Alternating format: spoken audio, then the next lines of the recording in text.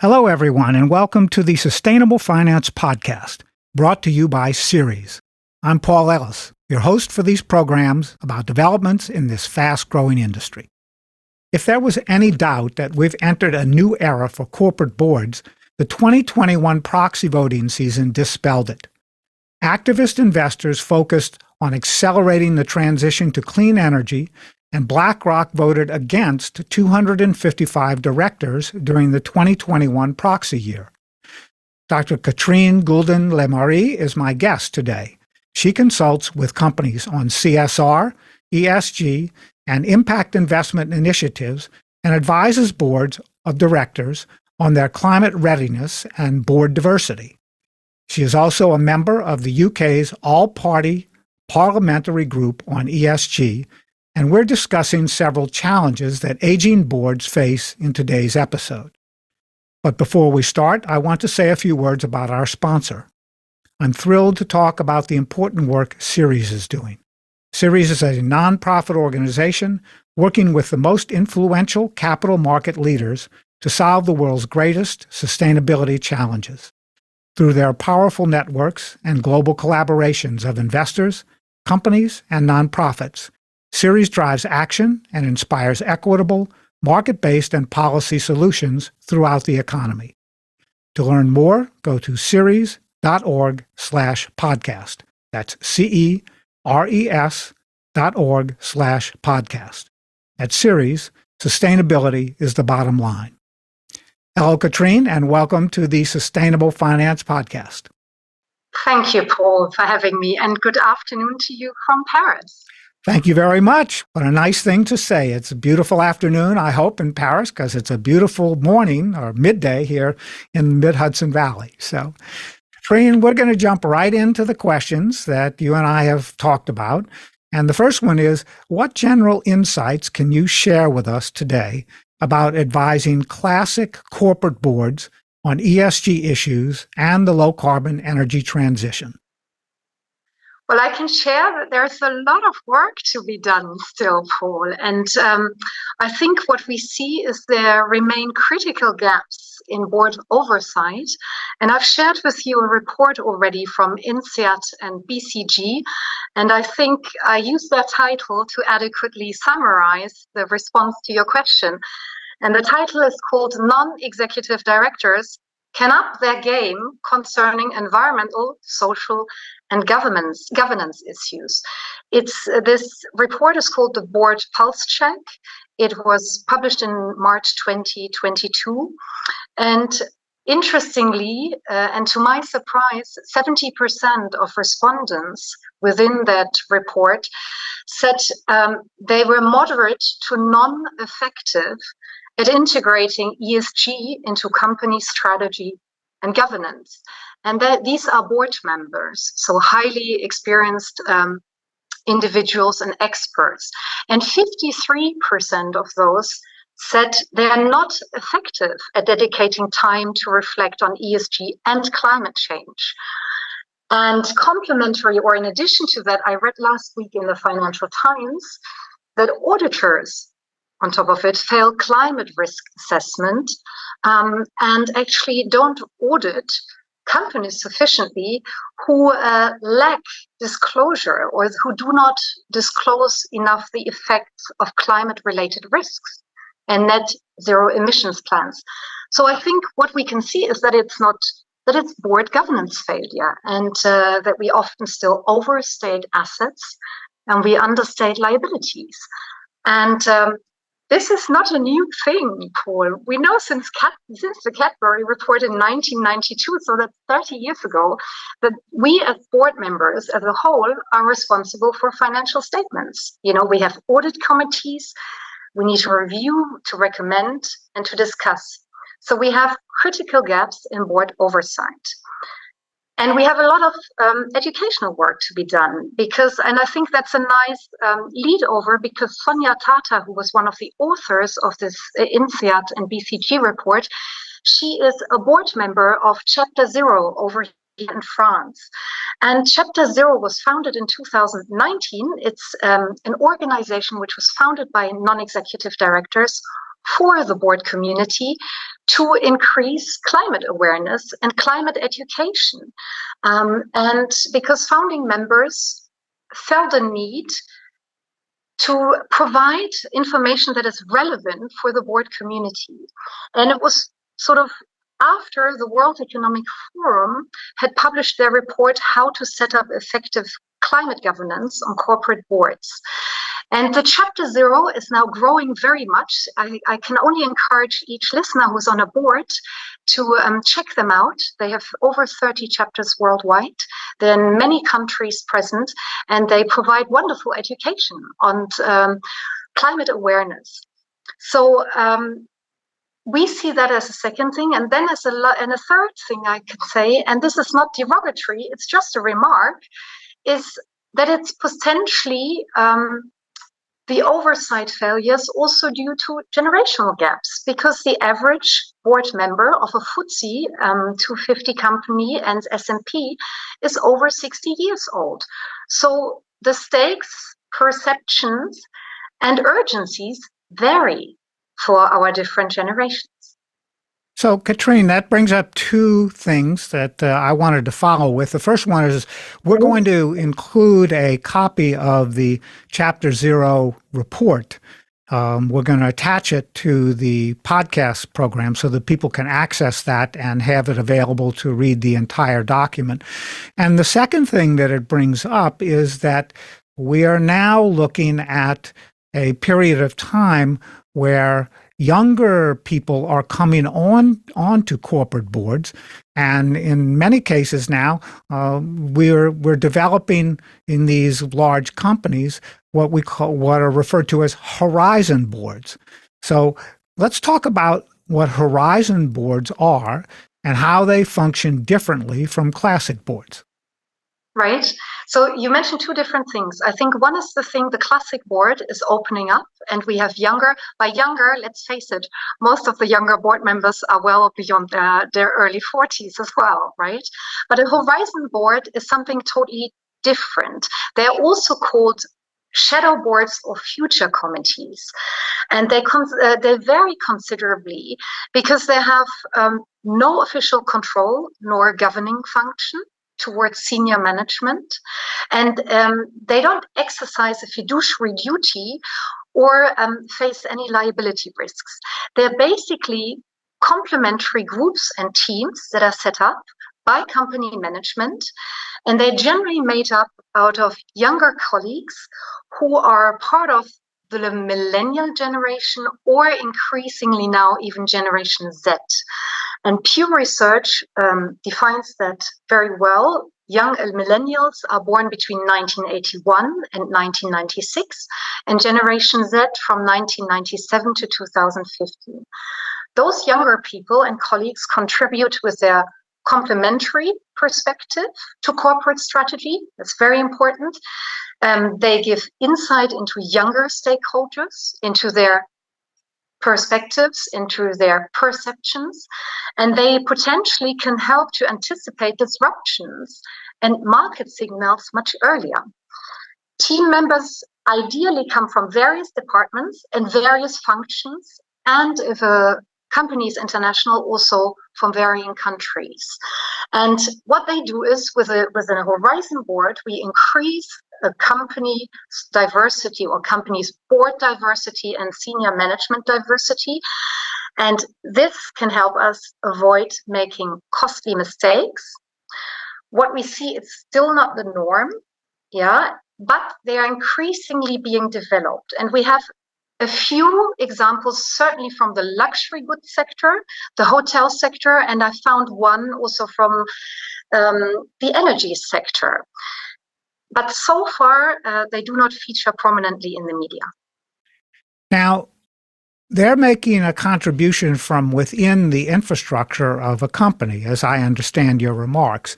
So what, if any, impact are these horizon boards having on ESG risk management, or are there measurements of that process ongoing that are identified with a horizon board rather than just for the entire corporation?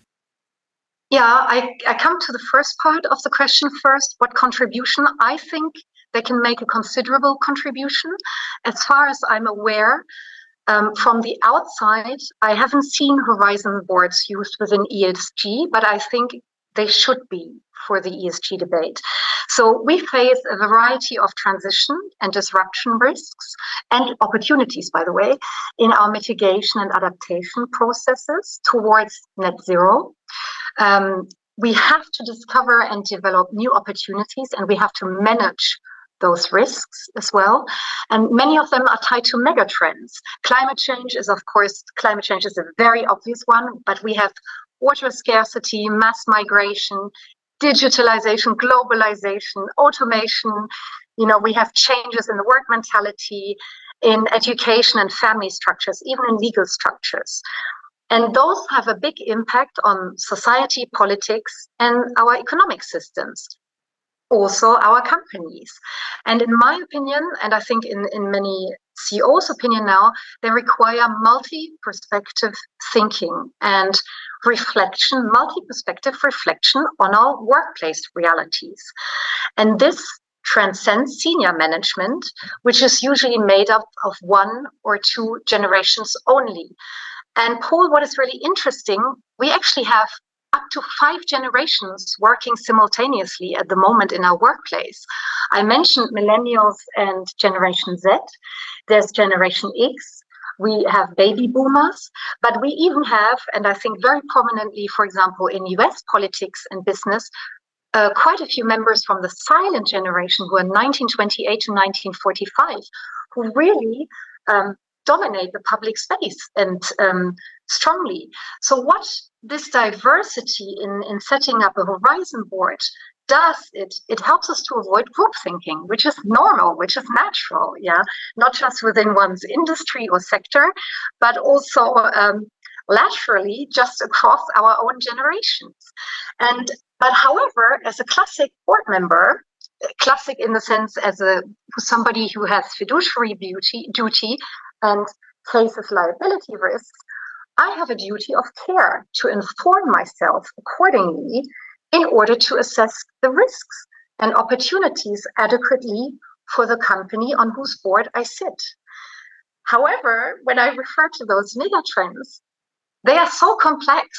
They touch so many externalities and internalities. They're enormous. We cannot cover these individually, let alone one board anymore, adequately. So I think a horizon board made up of younger employees is an ideal contribution to a classic board and for senior management. Well, I think that there's very clear perspective that you've presented regarding the involvement of multiple generations across the company process of working. And I like the examples that you offered. It seems to me that high-end consumer products and services are a key to the success of any corporation in the developed markets today. But we also know from our years of study of ESG metrics that you can't manage what you don't measure. So is there empirical evidence available yet on the effectiveness of horizon boards regarding company competitiveness? I think that's a good question, and I have to say very little. But the fact that we can't quantify it at the moment doesn't mean that we shouldn't qualify it.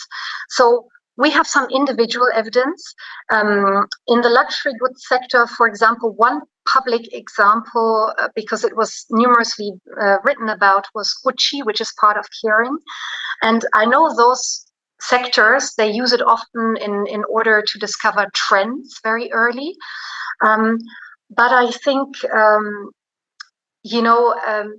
these trends are not particularly always related to ESG challenges. What we have is like you mentioned, a lot of scientific evidence in terms of board diversity and this is mainly related to gender and ethnicity at the moment.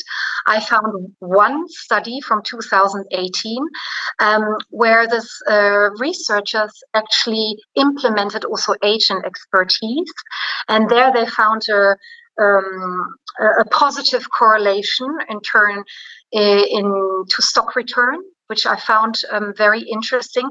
We have Jennifer Jordan. She is a professor of leadership and organizational behavior at IMB Business School in Switzerland.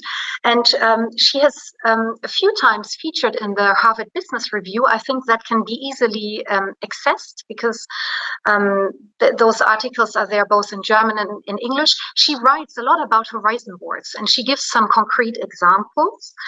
And what we see, but this is limited, okay, so far. And I think it's also related to the fact that many of the people are so young. So we can't have longevity in scientific research because they're just coming into the workplace.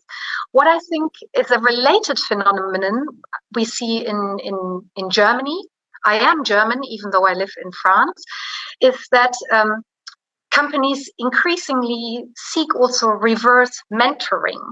That's not necessarily related to horizon boards, but it features more and more prominently. And Germany is a very good example because we have an enormous demographic challenge.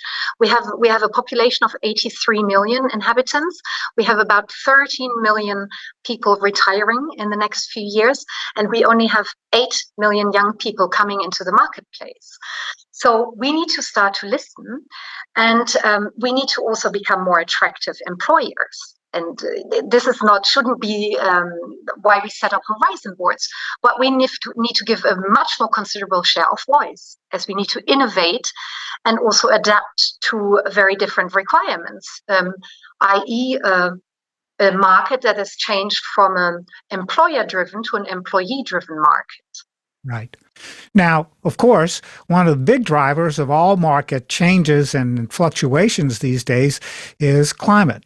So as we transition from climate mitigation, which we've really starting to focus on now, to climate adaptation, what role can more diverse horizon boards and just more diverse boards play in strategic planning for companies? I think they can play an important role.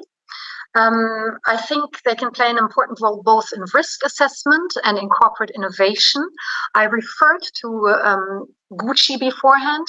One thing what I read that they implemented is that the Horizon Board suggested waste reduction in their leather goods production. So I think these are very concrete examples.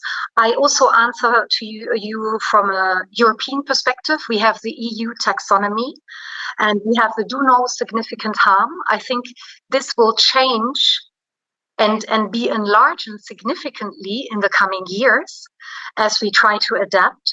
So we have to discuss what this means. And I think the varying perspective, it means different things to our different generations. You and I are differently affected than, for example, my children are.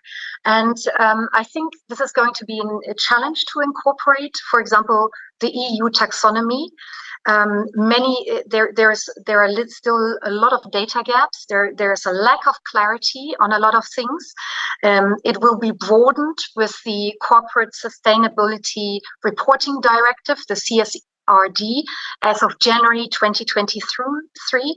So a lot of private markets medium-sized companies will have to start to report. And I think how do the English say? We need all hands on deck. I think we need all resources. We need to address this and to comply. And we need to have different perspectives and innovative perspectives. And certainly younger people have a different attitude towards data. They can possibly help companies to collide and even detect data much earlier, and go into markets and discover market signals, which can be then converted into relevant data. So I think it's an important role they play. Yes, I couldn't agree more. As you know, here in the U.S., the SEC is promulgating new rules and regulations. for publicly traded companies, and that influence is starting to show up even in the private markets in the U.S. as well. And of course, what we also all know is that the EU taxonomy is several years ahead of what we have seen so far in terms of regulation in the U.S., but we're hoping to catch up soon. So my last question for you today is, how can senior board members contribute to the effectiveness of Horizon boards during this transition? I think senior board members can contribute both practically and intellectually. So I think it starts with admitting that there is an information gap on many boards. This is already very, very important. And actively trying to exercise this duty of care to inform ourselves adequately. I think we have the responsibility to initiate dialogue constructively once these boards are set up. And that means that includes very much listening attentively, and asking the right questions. A good board asks very good questions. We have to probe and to take up ideas and not dismiss them, because boards, other than often senior management, who, especially of quoted companies, who thinks short to medium term, a board is obliged to think about the long-term strategy, right? And so I think as we work together, we have to master this paradigm change together and the transition and adaptation period. And that is costly for all of us. But the stakes are different for the younger generation. They're higher. And so we have to do this together. I think it shouldn't be an exclusive one or two generational task. It needs to be a true intergenerational task, each with their own responsibilities. And maybe last, but not least, and that's not a board requirement as such, in my opinion, but I think it should be a requirement to all of us as we hopefully mature and not just age, is we need to give space to large visions, and young people have large visions, and they rightly should have them. And I think what we can do is we can help them and guide them constructively so that we can all live as best as possible with all the effects this climate change has on us. And we need to share a voice. And I think, but most of all, I think we need to give hope, because it's a huge task ahead. Yes, you're absolutely right. Thanks for saying that as we close out today's program. And certainly, Katrin, there's so much more to talk about related to this topic and this group of topics. We'll certainly have to have you come back in the future and bring us additional information. And thank you so much for taking the time today. Now, where online can our listeners find additional information on the role of diversity in effective board transitions? And how can they reach out to you with questions about the topics that we've discussed in today's episode? I think you can reach me best via LinkedIn. So I'm available. I think it makes sense to really look up Chapter 0 if you are a board member, an aspiring board member. And you said you would make the BCG INSEAD report available. And I think maybe if there are young people listening, or if there are board members listening, propose it, try it, set something up. We learn through trial and error, and we learn as we go about. I think we can't lose on an Horizon board, right? On this one we can only win. Great. Well, thanks again to Dr. Katrin Gulden Le Marie and to our sponsor, the Ceres Accelerator for Sustainable Capital Markets. The Ceres Accelerator is a center of excellence within Ceres that aims to transform the practices and policies that govern capital markets to reduce the worst financial impacts of the climate crisis. For more information, go to ceres.org/accelerator. That's CERES.org/accelerator. And to our listeners, join us again next week for another episode. I'm Paul Ellis, and this is the Sustainable Finance Podcast.